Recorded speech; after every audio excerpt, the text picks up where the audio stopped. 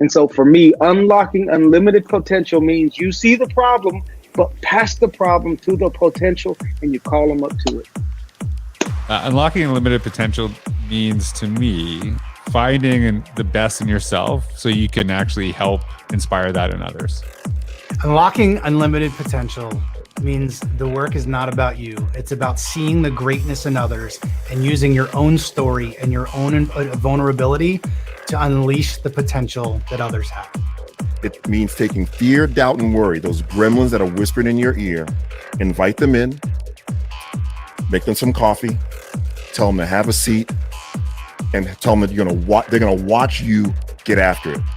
Fear, doubt, and worry has to be managed. Don't settle. Be open to the possibilities of what you can do. It's hard enough to get a student to see who they are, but now try to get them to see who they can become. And that will make all the difference in the world. That I understand that I am enough. Empowering yourself to own your story. As an educator, when that young man, that young woman walks across the stage, that for all intents and purposes was not supposed to be there, if that doesn't bring a tear to your eye and pull on your heart a little bit, then you don't need to be in this profession. Well, I want you to know that inside of you exists an unlimited potential, and I believe in it. And one reason that I believe in it is because inside of us is a potential that once we learn how to control it and harness it and live it with passion, that we'll be able to spread it through our schools and our classrooms and through our communities and into our world like wildfire. Join me on the journey as we explore together unlocking unlimited potential. And I can't wait to be on this journey with you.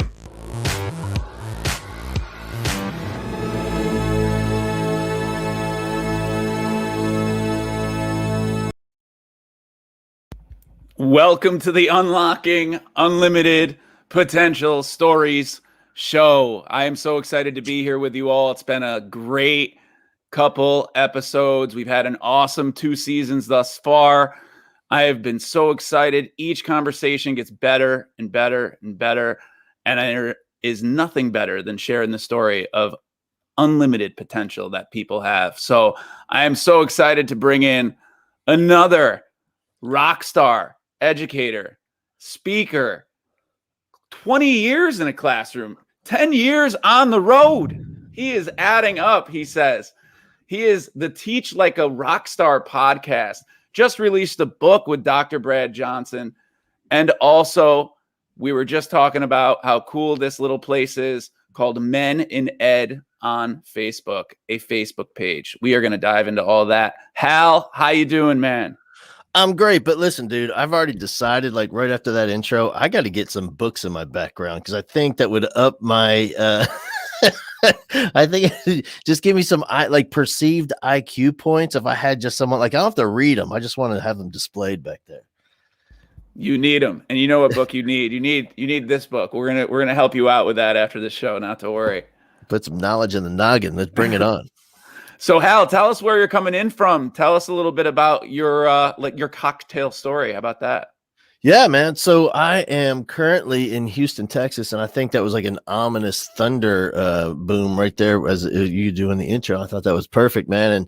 And listen, brother, you're right, dude. I've been in the classroom. Started in 1989, I think, and looking back, and I started out as a band director, and then moved into I just wanted.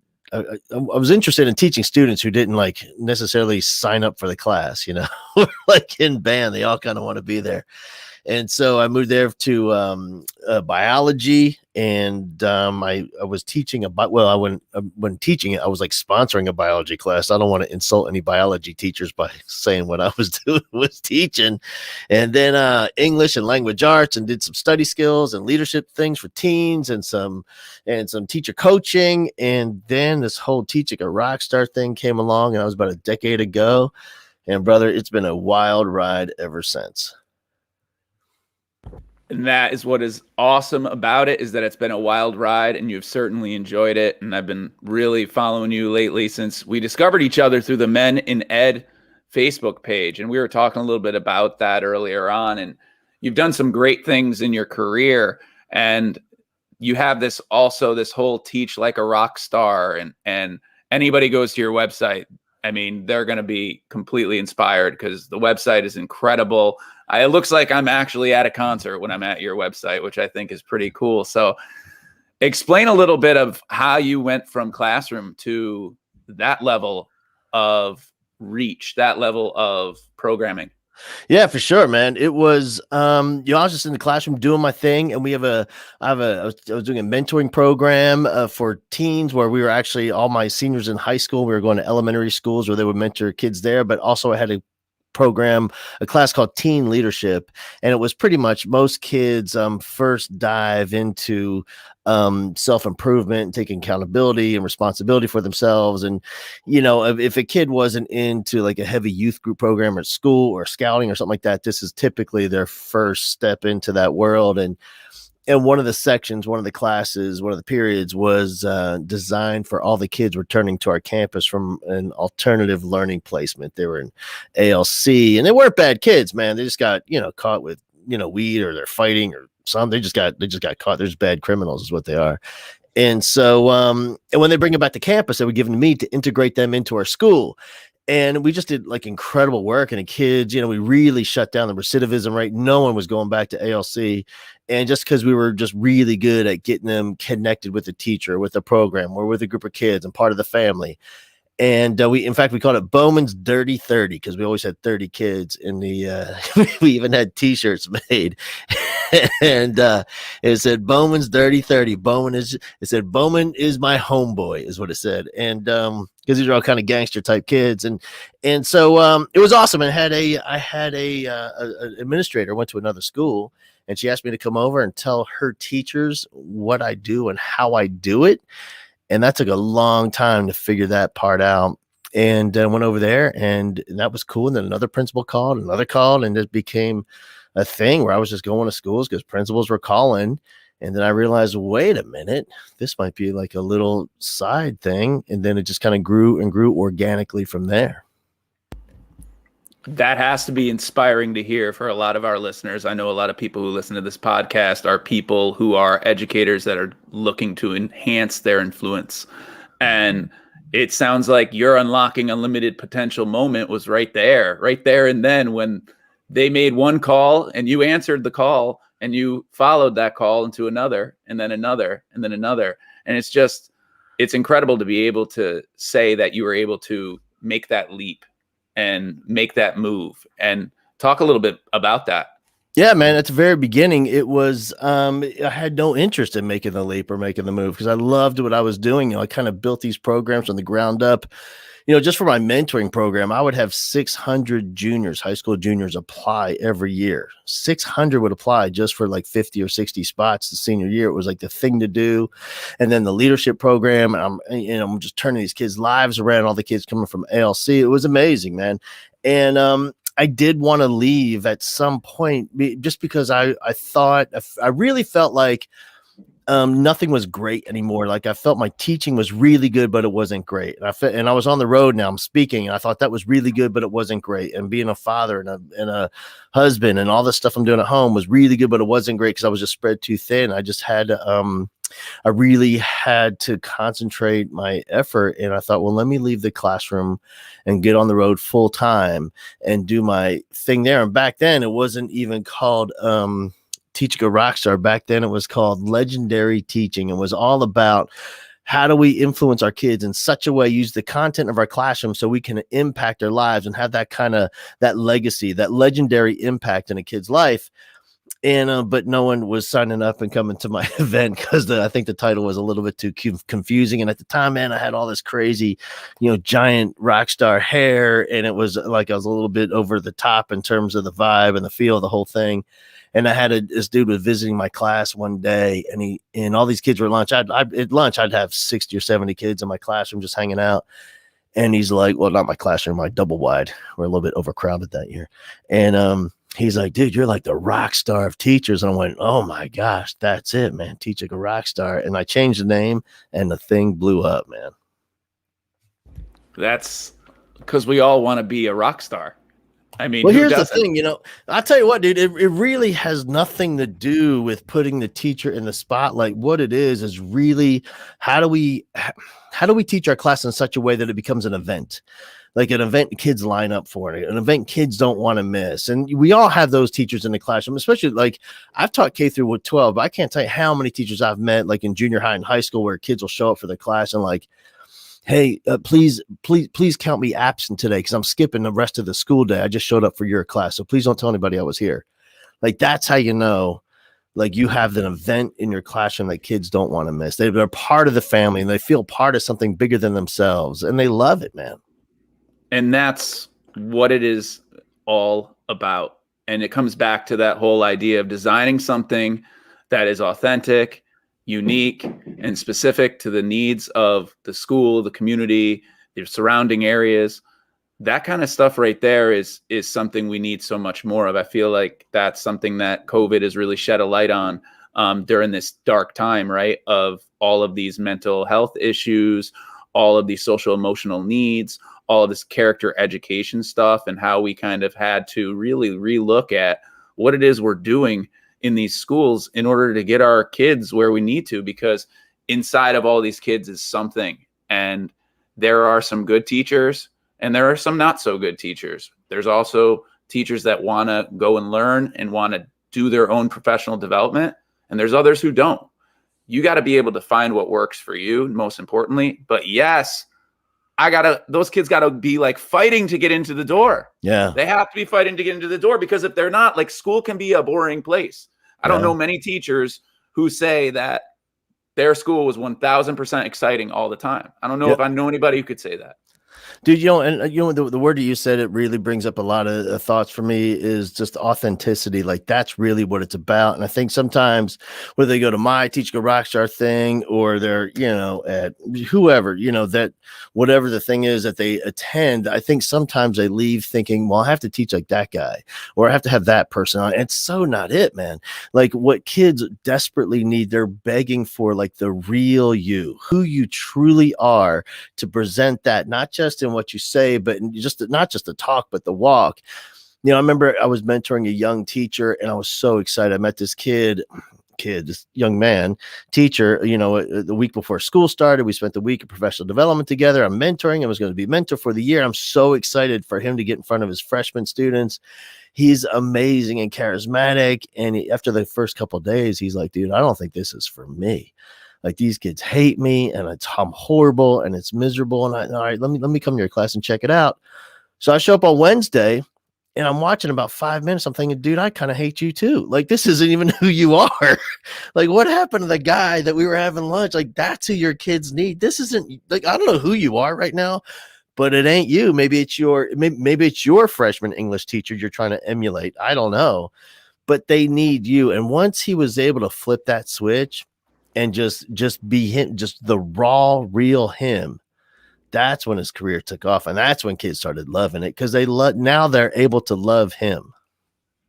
Yeah, absolutely. And you think about those things that hold educators back. You think about those things like maybe it's curriculum, maybe it's behavior, maybe it's colleagues, maybe it's leadership, whatever it is. There's all those influences, and all of those influences impact self-efficacy.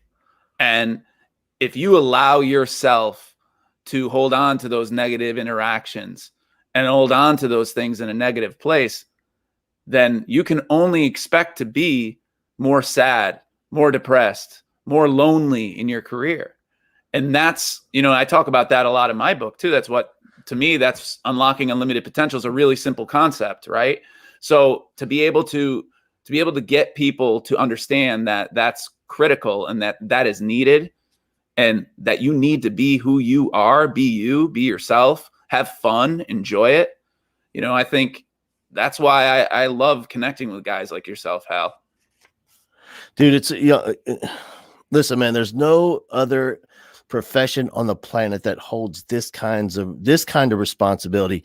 Like the leaders of tomorrow are sitting in our classrooms today. Like that's the craziest, exciting thing ever. And I know there's a lot of challenges in our society right now, and there's a lot of team Republican or team Democrat or like what just belief system back and forth and all that, and the yelling and the shouting on the news. But what I love about our country's future is that we have all of our future leaders today in our classrooms with amazing teachers like that. We all have them in the same place. We can influence those kids right now. Yeah, and it starts with us. It starts with the educators first. It starts with those who are choosing to serve.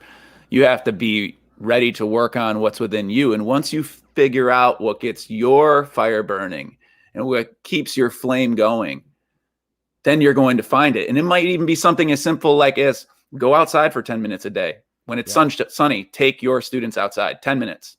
Yeah. It doesn't always have to be something from a book or something from here, some there. Sometimes the most simplest thing is asking your kids, how are you doing? Sometimes the most simplest thing is sitting in the middle of your classroom instead of sitting at your desk when the students walk in. Sit in the middle of the classroom in a chair. They're going to walk in there and be like, what are you doing? Like shake it up, make it fun, make it interesting. It's how I feel as well. I love that. Yeah, dude, if we're not having fun, we ain't doing it, first of all, in my class. And then, dude, most importantly, I think for me, in terms of staying inspired and motivated as an educator, really, it always comes down to the big question is, like, if you could have anything for your kids as a result of those kids, they're spending their lives with you. You're the most important adult of influence they will ever have. They spend more time with you than their own parents. I mean, the studies prove it, all of them. So knowing that, we have to decide, what do we really want for our kids? 10 years from now, 30 years from now, when they're sitting around at the reunion, talking about their wacky, kooky teachers, and they're going to go down the list and say, you know what it was about that guy? Mr. Beck, Dr. Beck, remember him? You know who I am today because of him? Like, what do you want that to be? Because the truth is, dude, they're going to forget all the stuff. Like I forget, wasn't it Skinner? Dr. Skinner said that education is what remains after all that's been learned has been forgotten. So it's all the stuff that's left over, but that's okay because these kids all have phones. Like they have Google on the phone. They have access to your content. So the question is, man, like, what do we want to use the classroom for? Using the content of the classroom as the vehicle to instill whatever that lesson, whatever you're personally passionate about for that kid. So for me, I was teaching biology or English or whatever I was teaching, but I would think to myself, okay, what is it with this class? And for me, and maybe that year, because it would change, dude, it was fluid. Maybe this year I'm really focused on courage. And how can I instill the courage in my kids using the content? And that, for me, like, that's what I'm so fired up to get to work in the morning. I stay up so late working on stuff for work the next day because I'm so overly passionate and excited about it. Yeah, and you talk about having the opportunity to be the person who organizes all that. And I know you talked a little bit to me about that in your pre-show talk, and you were saying how you design these programs. So talk a little bit about how you came up with this way of designing these programs for educators.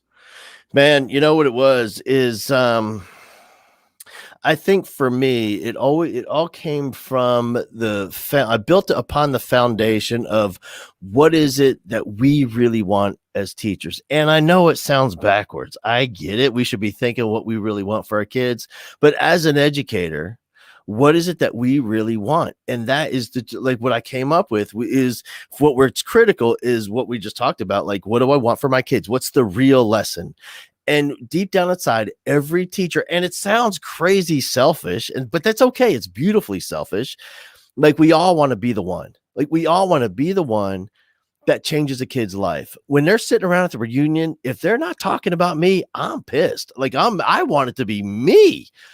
And I know it's wrong, but I don't care. Like, so what is it we want for our kids, and digging down deep into the why. Why am I in this profession? Why am I at this school? Why am I teaching this content? Why these kids? And I'm not talking like a superficial why. I'm talking digging down deep into that. And by the way, I used to stop right there because I read Simon Sinek's book. but then I went and saw him speak. This is way before his TED Talk. He was like a child back then. And then I saw him at the airport afterwards, and we actually got into an argument about this, which did not go well for me because he has that South African accent. He sounds smart. So I didn't do well in the argument, but I know I could go toe to toe with that dude right now, because I think in the corporate world, it stops at the why, but for as educators, for us, there's a whole nother level. And that is, who do I need to be if I'm going to influence my kids like that on such a deep and profoundly dramatic way? Who do I need to be? Who do I need to be as their parent, as their mom, as their dad, as their teacher, as all the roles that we play, as their mentor, as their guide, as their confidant? And as a campus family, who do we need to be as a campus family, as a school family for our kids? So like all the programs that I do are built in terms of classroom leadership, answering those questions on some different form and some different level. And that is an amazing platform. I love it. I really do. I think that is something that is really a way of the future too, in terms of professional learning for educators. I think, you know, you also talk about the Facebook page. We were talking about that, and that's kind of how we connected. Somehow one day, all of a sudden I got a message or a notification, and it came up and someone tagged me. I don't even remember, but I was like, Men in Ed, that's kind of interesting. I said, you know, that let me join this thing. And so shout out to Men in Ed Facebook page, because that has been a place of support. It's been a place of inspiration. But talk a little bit about that. And we were just talking about all the crazy success that we've seen in there. Yeah, you know what, man? That is it was a magical place. That here's all I knew is I remember being in the classroom, and like I said, K through 12 at some point in my career, and I remember teaching in elementary school, and it was me and the custodian were the only two dudes in the school.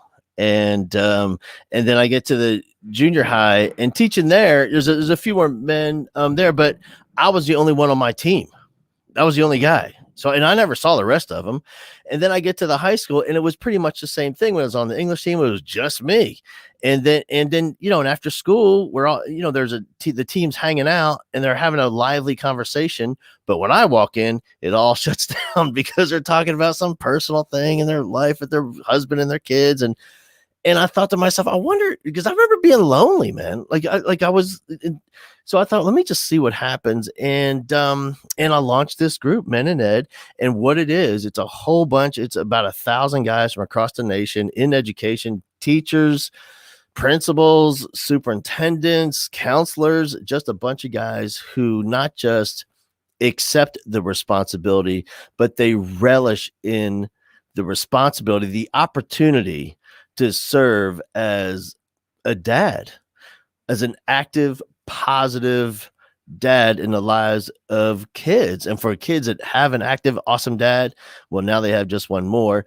But for lots of kids, we're it, man. Like, we're the only strong male role model that they have in their lives. And it's not to say that, you know, a kid growing up in a single parent family, the mom can't be amazing. I mean, they're everywhere, whether they have one mom or two moms or however the family is structured. Is all I know is my experience tells me that kids need lots of different kinds, just a variety of leadership and influence in their life. And being a man in education is just one of those varieties.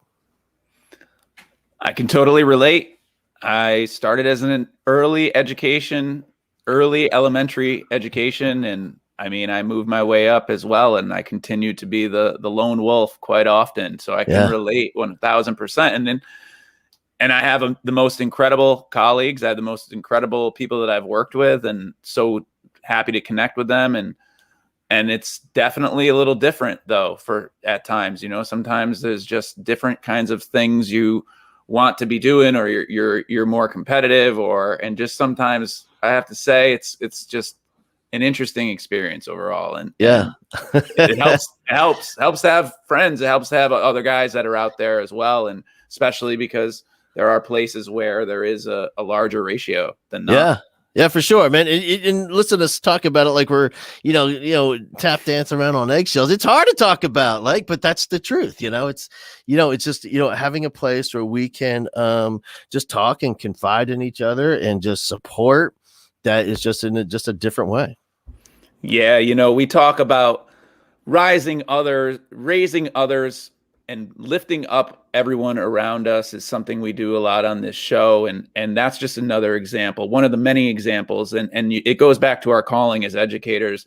You know, we are trying to unlock unlimited potential in all whom we serve. It's the ultimate goal, and we try to find someone in our episodes to dedicate the episode to. And I know you have a little particular history, and you have a nice little announcement as of late with Dr. Brad Johnson. So we're going to give Dr. Brad Johnson a shout out to him.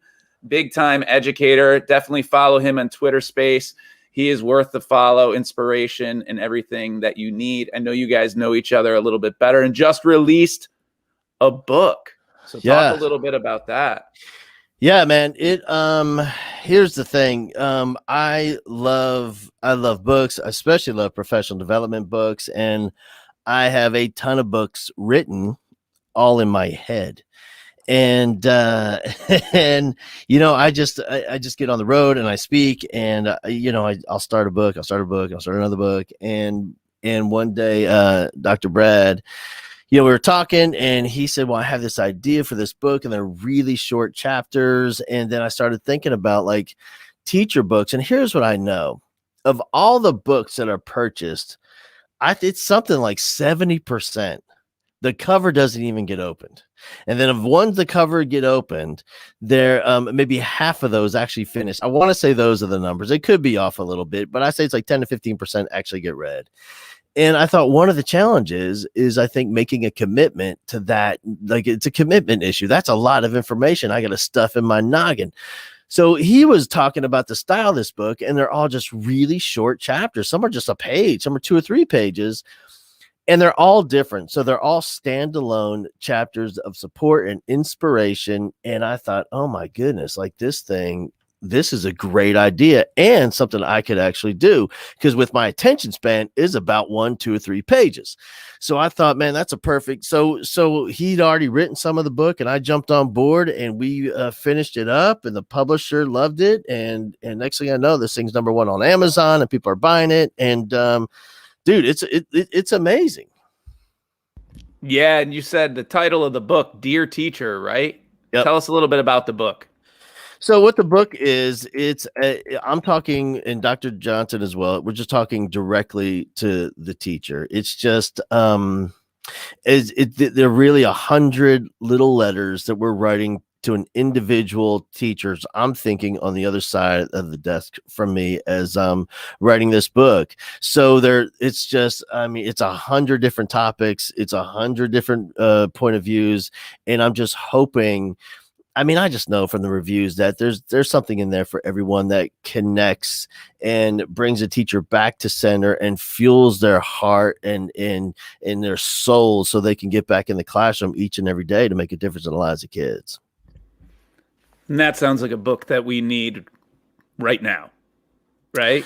Yeah, man. This is I'll tell you what, dude. I have never seen so many teachers just suffering, like emotionally suffering. I know it's a little bit different in smaller communities where they've been back to school, and you know, they got 95% of kids on campus. But here where I live, my kid just went in Houston, Texas. My kid just went back to school 2 weeks ago for the first time. He's been online ever since, and I've been watching his computer screen when he's online, and I see that teacher on the screen just crushing it, man. And all these other little circles with just nothing but little initials, not one kid with the camera on. And I just feel so bad for those teachers. And here's what concerns me the most, man. This is what's most disconcerting of all, and that is when I'm online talking to teachers, and we're doing our phone conferences and doing our things, and they're telling me about teaching and what it's like in the classroom. What's most concerning to me is it's our very best teachers that are suffering the most and talking about leaving. It's our very best teachers, the ones that connect with kids, that they don't feel like they're connecting. It's the ones that they're here to make a difference in the lives of kids. They don't feel like they're making a difference. Our teachers who struggle are ones that are, you know, average, below average. They ain't talking about leaving, because it's not the relationship that fuels them. It's the content. The best teachers we have, the ones that are fueled by the relationship and fueled by the connection, those are the ones that are talking about doing something different. And yeah, man, like part of that book and part of the fuel for me to write the book was reaching those teachers to keep them in the trenches, in the classroom, reaching kids. And those are the educators that are going to listen to this show. And those are the educators that are going to buy your book. And those are the educators that are going to continue to keep learning if they can find what they need is inside them to keep going. If they can fight the self-limiting beliefs, if they can push back against staying on page 27 when everybody else is on page 27, if they can do what is right in the moment and understand that when that door closes, you have an opportunity to know each and every one of those kids more than anybody else in the building. Yeah. Yeah, Definitely. that's it. I appreciate that. Well, listen, Hal, you're the man, by the way. I love having you on this show. We should do this like every week. Dude, I'm down for tomorrow. Let's go. I'll see you same time, same place. Listen, Hal, before you go, I got to ask you a question. I got to ask you to finish my sentence. Here's your highlight moment. Unlocking unlimited potential means. Dude, let me ask you, if I kill this thing, do you think I can get in your intro video?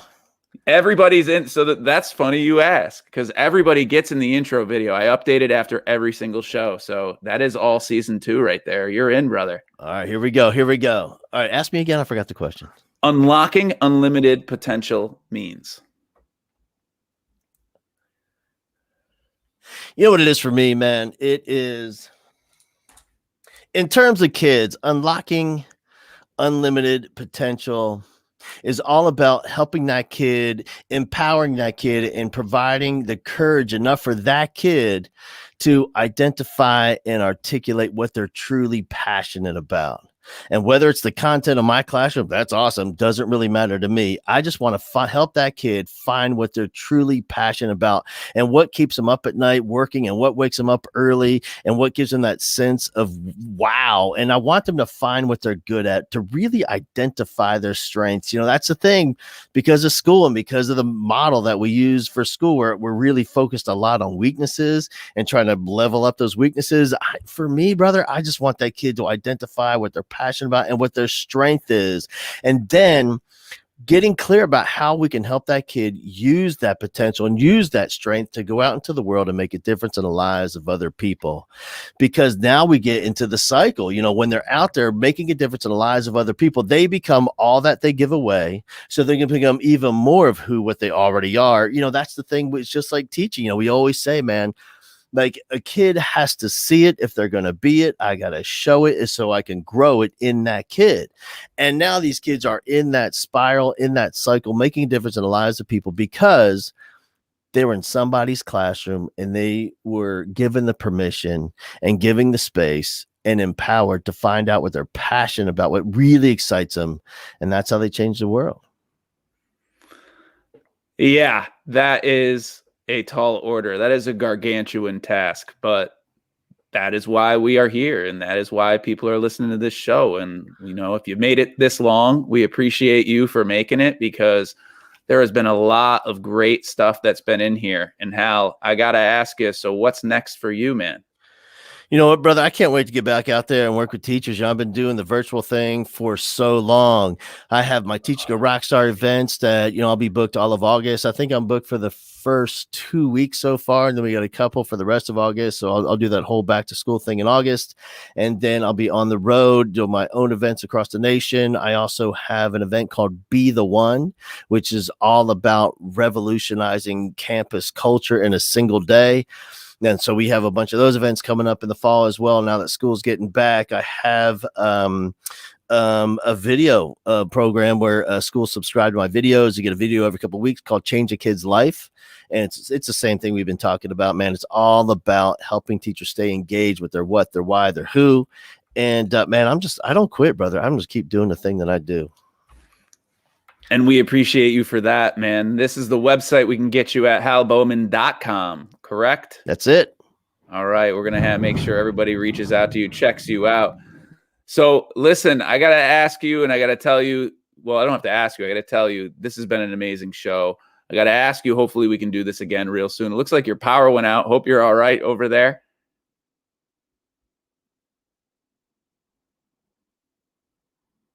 I don't know. It looks like he's out. I saw his light dim, but we're getting a freeze view. Not to worry. We were just wrapping it up. Hal, appreciate you joining. I love that look on your face, but I'll take you off and I'll put myself on. Once again, everybody, thank you for joining us. Remember, the journey toward unlocking unlimited potential begins with you. Continue to educate with passion and purpose. Have an awesome day, everybody. Take care.